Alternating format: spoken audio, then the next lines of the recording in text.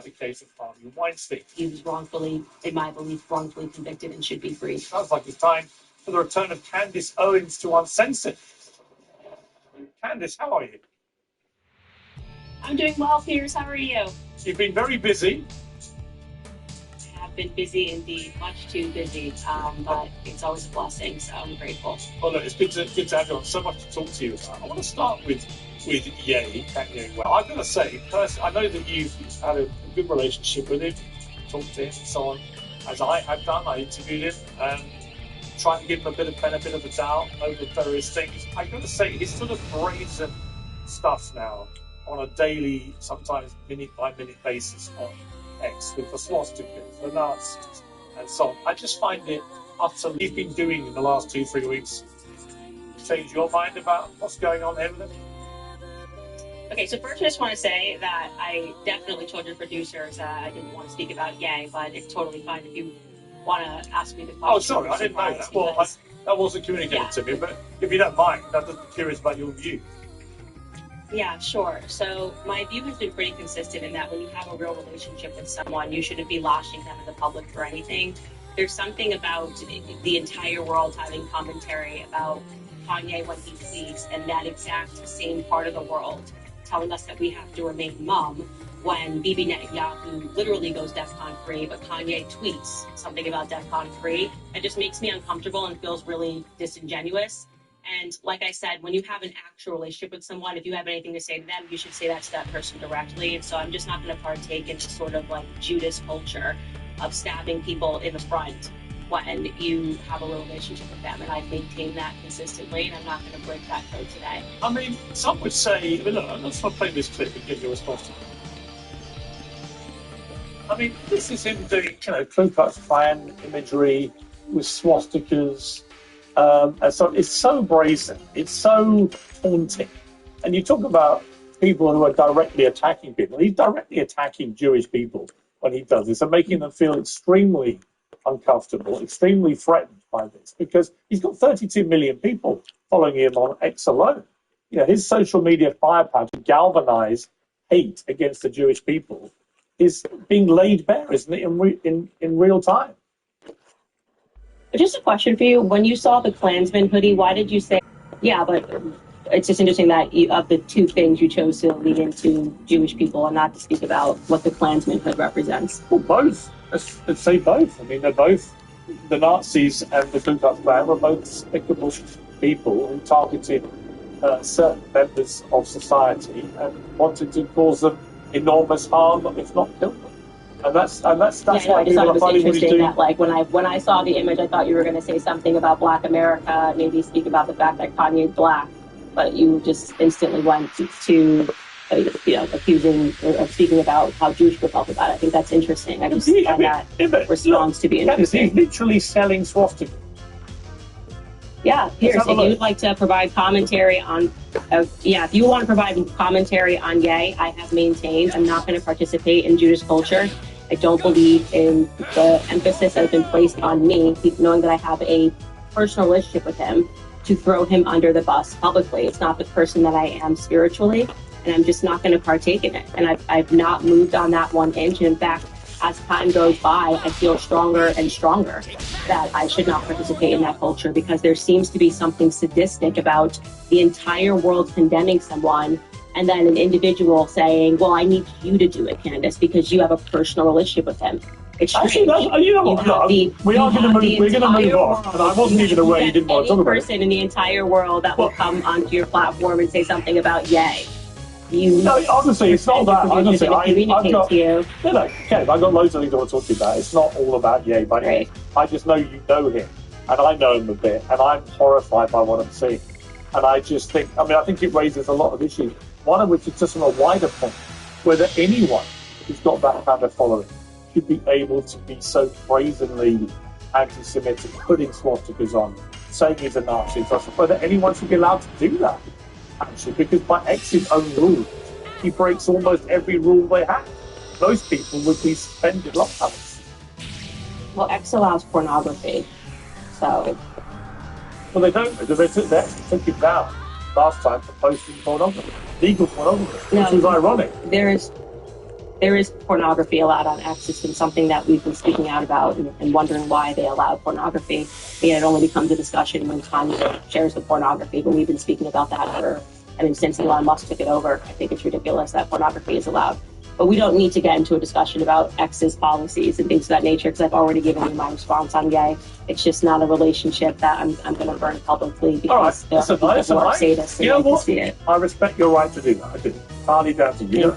You don't have to comment. I only ask you because, like me, you pretty well comment on everything else, and normally have very strident views. And I'd actually tell you what, I'd love to know privately what you think. Why don't we leave it at that? I'll call you afterwards and you can let me know. I'd actually be really genuinely fascinated. Let's turn to Harvey Weinstein, who somebody else I've used for a long time, disgraced, shamed, imprisoned, and so on. You've launched a big public defense of him. Why? It was actually, I got in touch with him kind of quite accidentally. There was a mutual party who felt that I was the only person, despite me and him having very varying views, very strongly varying views. He's on the left, obviously I'm on the right. That I was the only person that would look at his case fairly because I have been a vocal critic of the Me Too movement. And to be completely honest, before he and I got on the phone, I believed he was guilty because, well, he was found guilty. And also because the media had even done a number on me in terms of there were just so many allegations, it was difficult to sift through or to not reasonably assume that something had to be true. And so I took a look at the case and was positively shocked at what I discovered.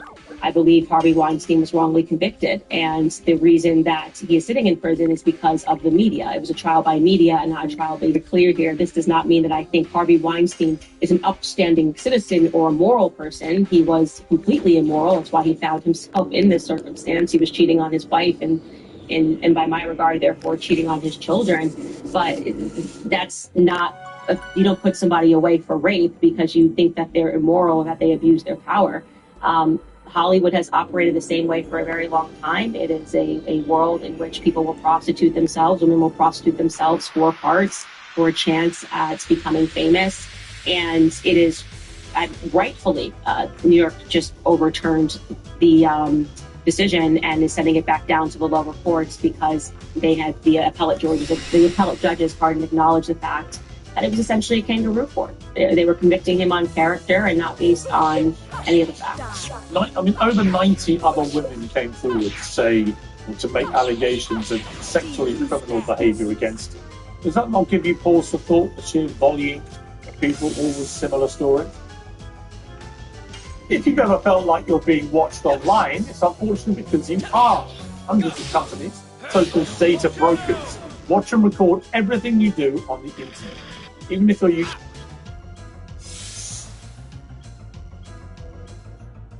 using incognito mode or private tabs, they can still access every purchase you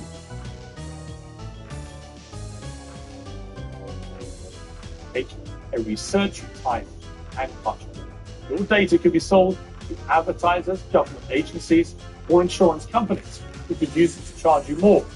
You could stand by and accept all of this, or you could reclaim your privacy, as I have done for many years with ExpressVPN. The app redirects 100% of your online traffic through secure servers. No data brokers, no third parties can see what you do. ExpressVPN also hides your IP address, without which there is no way of tracking you and no point invading your privacy in the first place. A new feature called ID Defender is free to all US customers. ID Defender scours the internet to remove your information from the files of data brokers. This is the #1 rated VPN by experts at CNET, PC World, and The Verge. Right now, you can get an extra 4 months of ExpressVPN for free. Scan the QR code showing on the screen. Go to expressvpn.com/peers to get 4 extra months of free. That's expressvpn.com/peers. Now, on the That is exactly why I believed it, because there were so many women, and then I hadn't even, and I'm sure you didn't realize, who actually put him away, how many of us put him away, and the answer is 3. So it went from 90 accusations, which the media kept taking down to the testimony of 3 women who had consensual sex with him after their alleged rapes, according to their very own testimonies. The two women in New York in particular had consensual relations with him thereafter. And when you see the emails sent to him, the text messages sent to him, asking for parts, asking for, tickets here, tickets there. One woman in particular brought her mom to meet him.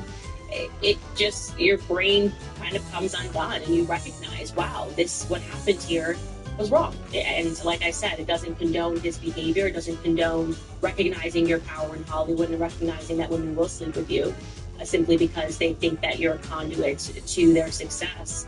But wrong is wrong, and Harvey and I don't have to agree on politics or agree on moral character or agree on theology in order for me to say that he was wrongfully, in my belief, wrongfully convicted and should be free.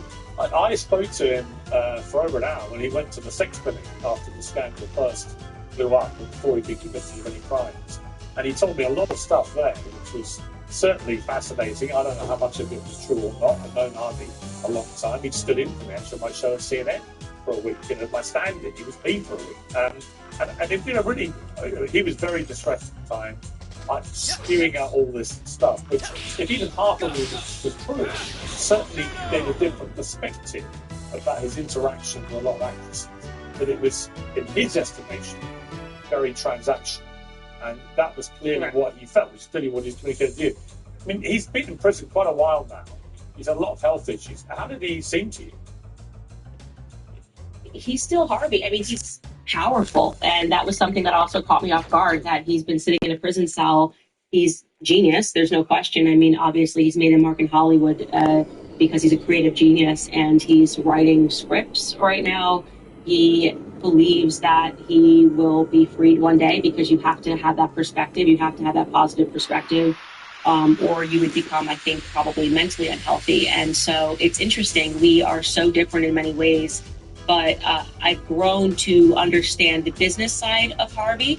And you can definitely sense that he's optimistic about, the court having overturned it. And I think the same will happen in Los Angeles, which to me was the most egregious verdict in all of it. And the New York ones are pretty hideous. And it really just shows you the power of these social justice movements that pursue social justice, not true justice, which means they just need someone to hang at the end of the day after a movement grows too big. And Harvey was the person that they moved to hang for Me Too.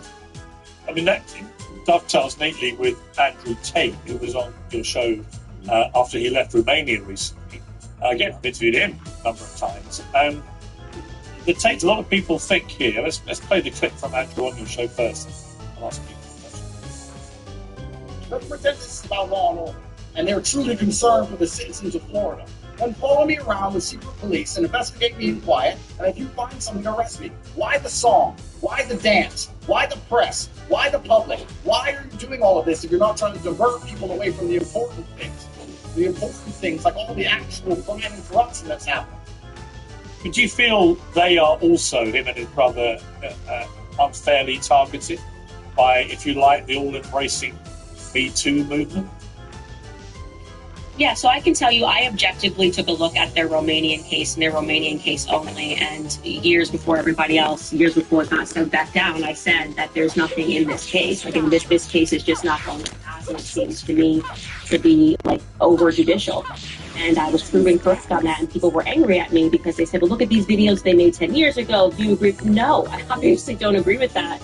But again, you can't convict somebody on character. We have to actually take a look at the cases that are before them. And I have 3 sons now, or I'm soon to have my 3rd son in a couple of weeks. And it's just not something that I can get behind. If we're going to put men in prison, it has to be on the basis of the allegations that are against them. In Romania, that case will fall apart. It's extremely disappointing what Ron DeSantis did. Because what Ron DeSantis did is exactly what the left did when the AG, Attorney General Letitia James, said, I don't like Trump and I will therefore find a crime, right? I think what happened that day, and this has been a remarkable level of cowardice that DeSantis has displayed over and over again, is that he listens to his donors. It's why I never supported him. I never supported him over Trump for this very reason. My suspicion is he got word very late in the day that Andrew Tate was landing. A bunch of neocons texted him. A lot of them live in Florida and said, this can't happen, this can't happen. And he bristled. And you see that in the first press conference. He's not welcome here. What does that mean? He's not been convicted of a crime. What do you mean he's not welcome here? He holds an American passport and he's not been convicted of a crime. The correct position of strength to have on that would have been, I hate everything about this Andrew Tate character. I hate what he represents. I hate the culture that he's bringing. But he's an American citizen and he's going to be treated as such. Instead, they said, well,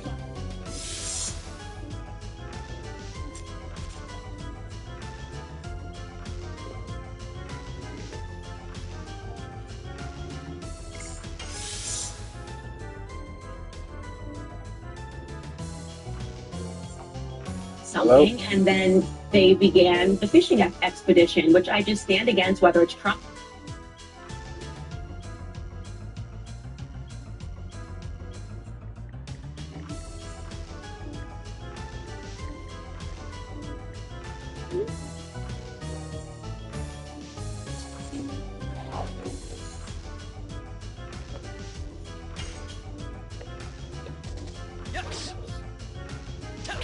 Trump, whether it's Tate, whether it was you, Piers Morgan. If it was you, Piers Morgan, my platform would be used to say this is wrong.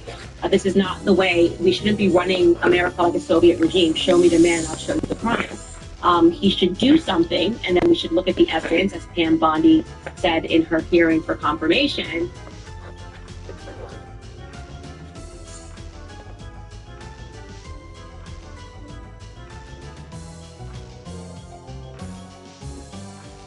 Hello? What do you mean? My grandma reached out and asked if I need anything.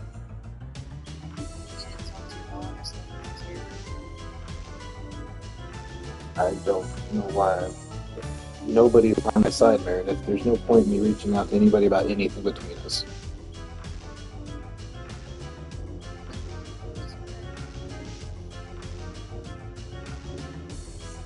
Okay, why?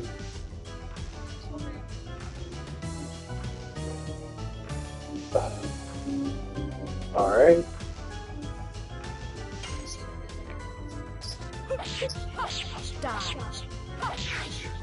For the most part, you know what time you might want to be there so you can go to sleep and I can watch Delilah.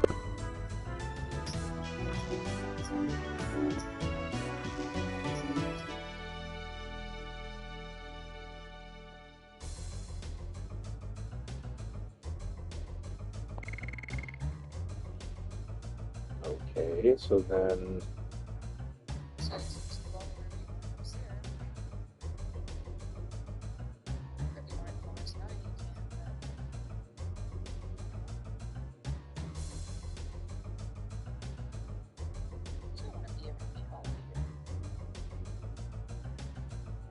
If you're about to start a fight, this is exactly why.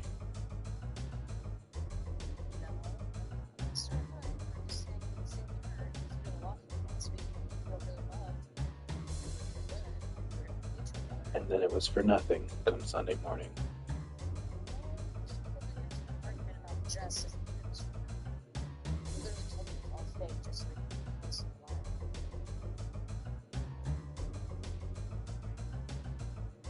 You literally gave me an ultimatum again and threatened.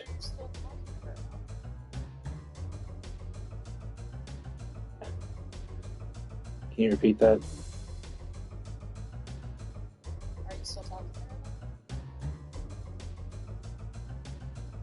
You think I'm still talking to her about you?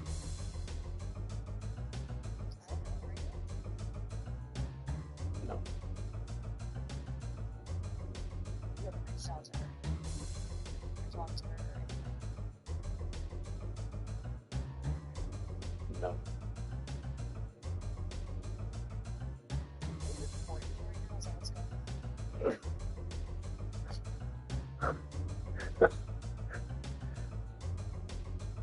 Can you repeat that?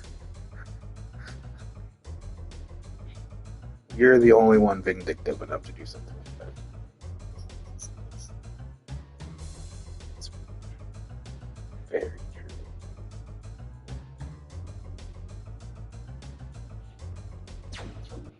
See you hang out with anyone else on Saturday?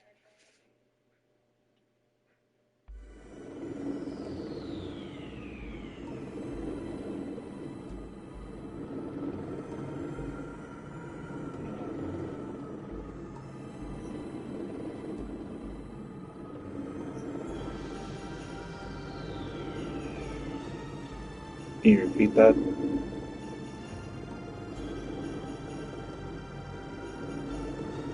I think I'm asking you to repeat things.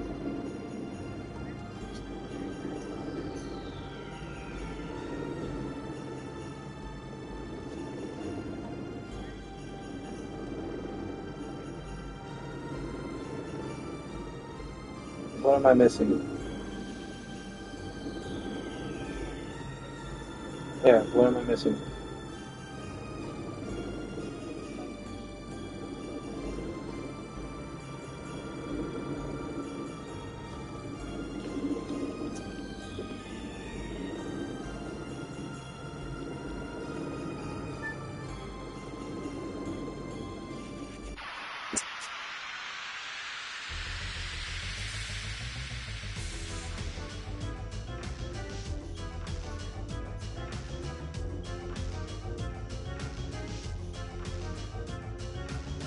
Sorry, feel that one.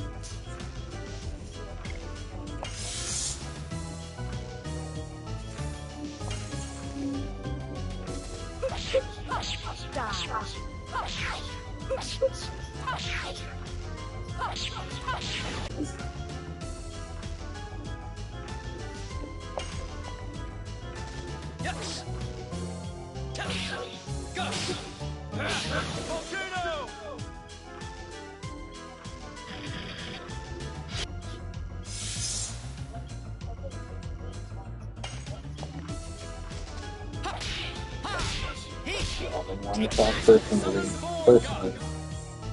with a mediator or consultation.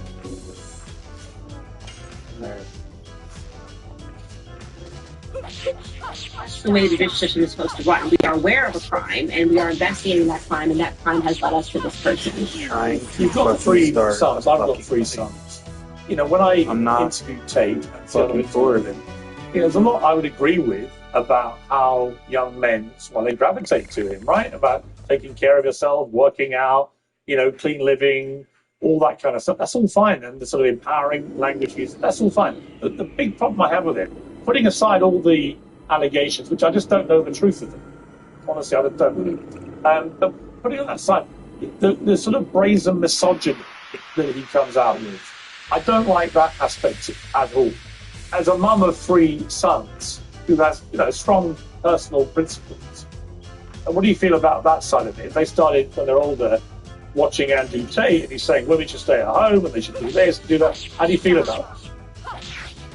Well, I'm not offended by the idea that women should stay home. I think that's great. My grandmother stayed home when I told you. I'm not a modern feminist, so that doesn't offend me. But to your other points, I know what you're referring to. And what I've always maintained is that Andrew Tate and his brother were actually a response to a misandrist culture, women that hated men. Before Andrew Tate, there was Lena Dunham. There was Lena Dunham saying terrible things about the patriarchy, about men, AIDS this. There were Beyonce albums, there were Taylor Swift albums, and people want to pretend that that's not relevant. Men were getting beat.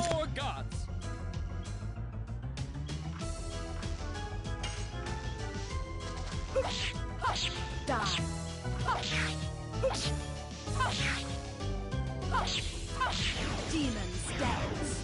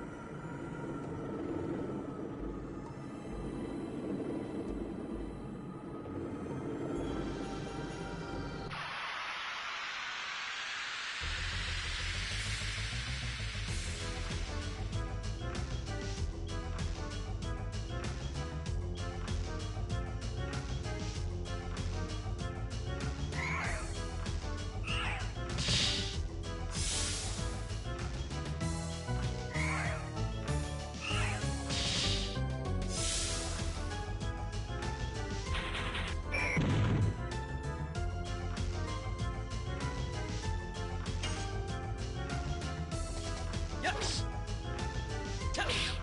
Go! Volcano!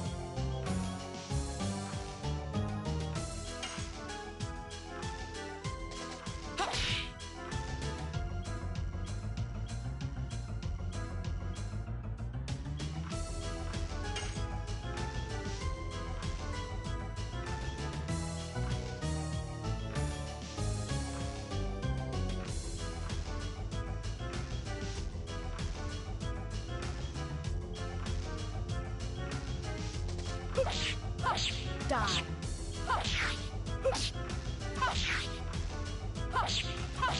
Demon's dance.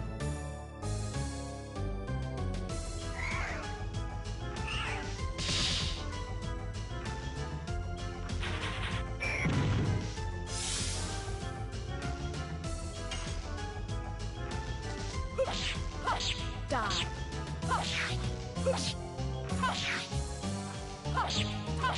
Demon's dance.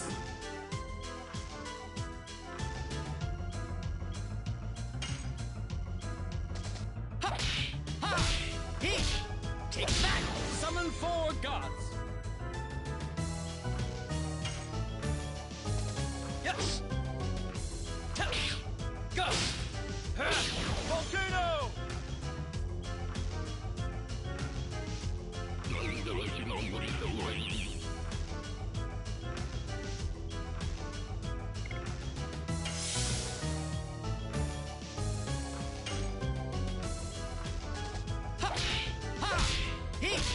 Take that! Summon 4 gods!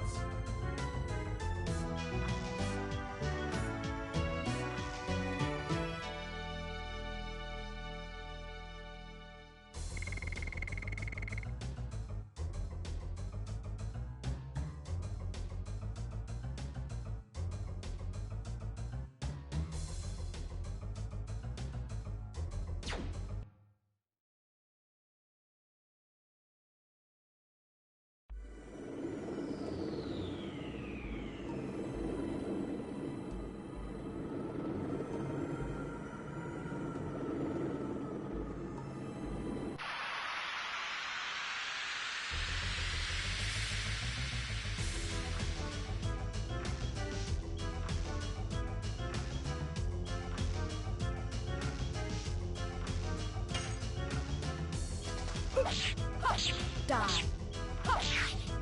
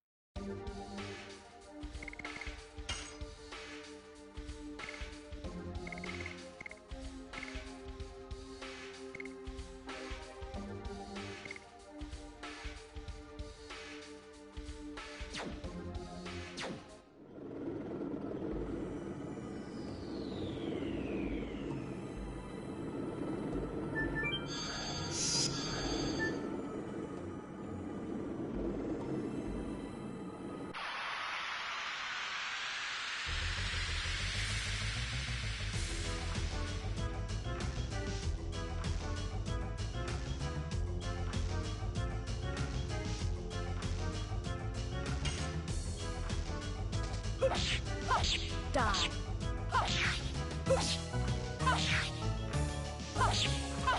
Demon's dance.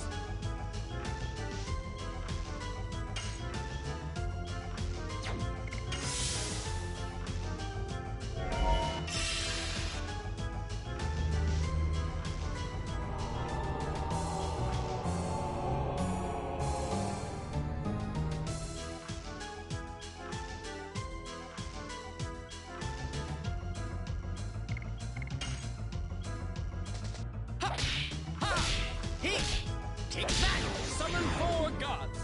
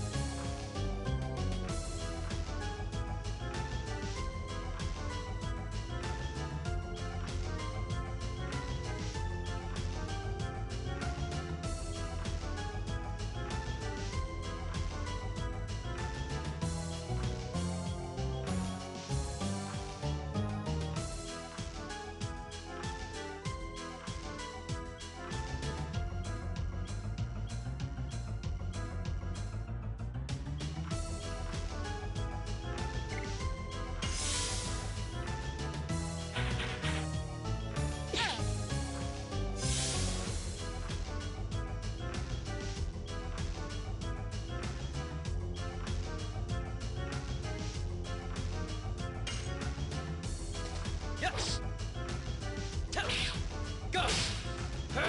Volcano!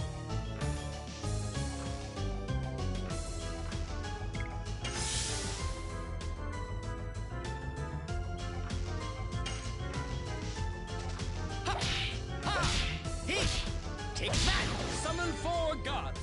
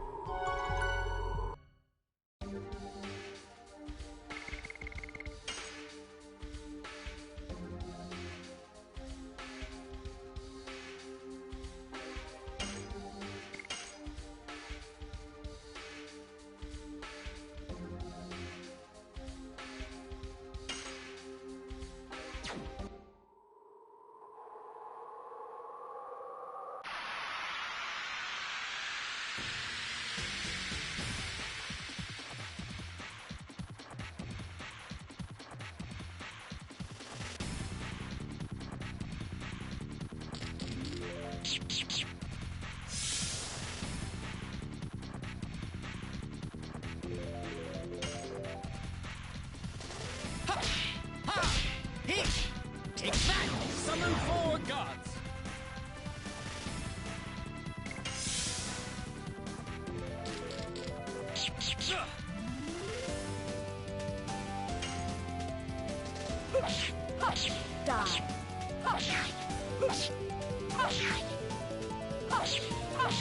Demon's dance.